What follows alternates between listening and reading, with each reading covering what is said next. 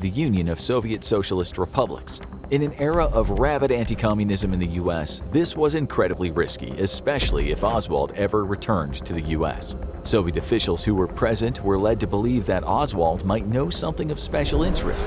Oswald said he would make known to them all the information concerning the Marine Corps and his specialty therein. All of this is documented. But what did he know? Wasn't he just a regular soldier, as people were later told?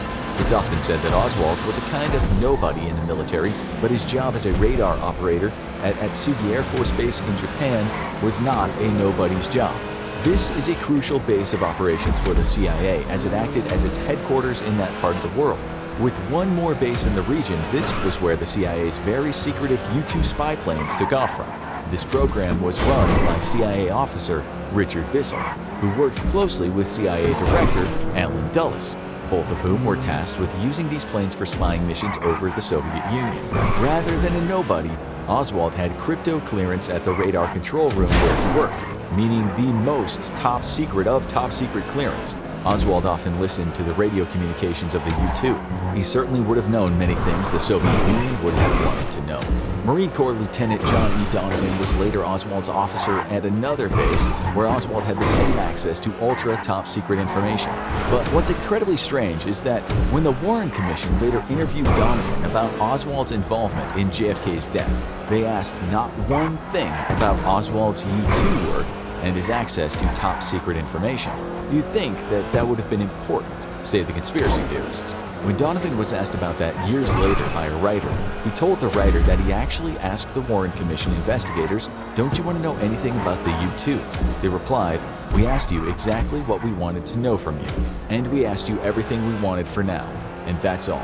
Donovan then asked another guy from the program if they had asked him about Oswald's U-2 work, and he confirmed that he wasn't asked about it either. Weird. It's also weird that 6 months after Oswald defected, the first U-2 plane was shot down by the Soviets. It was as if they had insider information. But guess what? When a year later Oswald returned to the US after some factory work in Minsk, the Americans, who had been made aware of Oswald's possible connection to the U-2 attack, allowed him to walk right back into the country without a problem.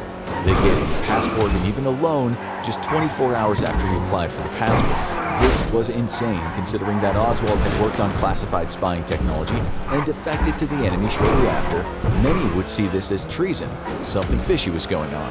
People who later wrote about this said every single obstacle was removed for Oswald on his return to the US. The Warren Commission never uttered a word about Oswald's crypto clearance and his U-2 work.